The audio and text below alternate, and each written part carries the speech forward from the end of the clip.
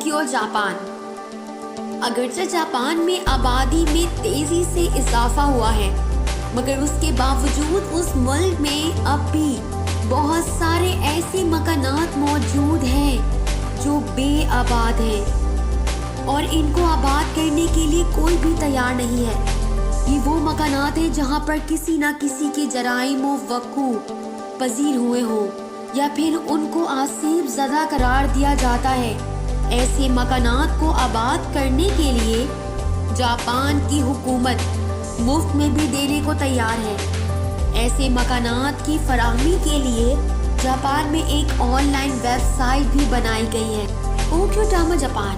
अगर आप फितरत के करीब रहने के ख्वाहिशमंद हैं तो ओक्योटामा के मकानात आपके लिए एक बेहतरीन ऑप्शन साबित हो सकते हैं। लेकिन जापान के लोग इस इलाके को खूबसूरत करार देने के साथ साथ आसिफ ज़दा भी करार देते हैं। इस वजह से यहाँ आबादी ना होने के बराबर है। इस इलाके को आबाद करने के लिए जापान की हुकूमत ने यहाँ पर 43 साल या उससे कम उम्र अफराद के लिए मुफ्त घर फराहम किए हैं।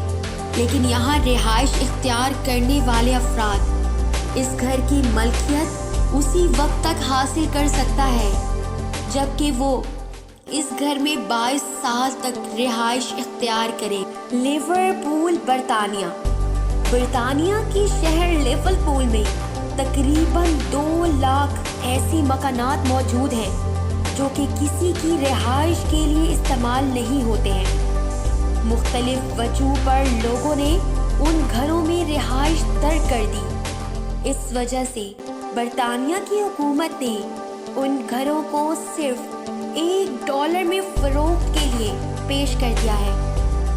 ताहम ऐसे घरों की मलकियत हासिल करने के लिए ज़रूरी है कि आप उस इलाके के ही रहने वाले हों और उस घर को हासिल करने के बाद 5 साल के अंदर उस इलाके के लेवल के मुताबिक उसकी तज़यीन व आराइश कर सकें।